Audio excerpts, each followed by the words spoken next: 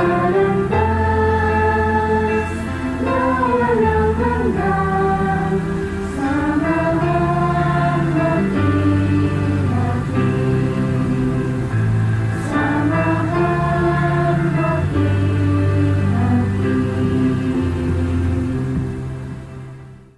Unang Tesalonica 2:11-13.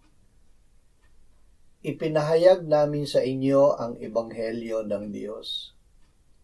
Gaya ng inyong nalalaman, pinakitunguhan namin kayong tulad ng isang ama sa kanyang mga anak, na kayo'y pinangaralan at pinalakas ang loob ninyo at nagpatotoo upang kayo'y lumakad ng nararapat sa Diyos, na siyang tumawag sa inyo sa kanyang sariling kaharian at kaluwalhatian. At kami ay patuloy na nagpapasalamat sa Diyos na nang inyong tanggapin ang salita ng Diyos na inyong narinig sa amin, ay inyong tinanggap iyon hindi bilang salita ng tao, kundi ayon sa katotohanan ay bilang salita ng Diyos na gumagawa naman sa inyo na sumasampalataya. Ang ipinangaral ng mga apostol. Ang ipinangaral ng mga apostol ay ang Ebanghelyo ng Diyos.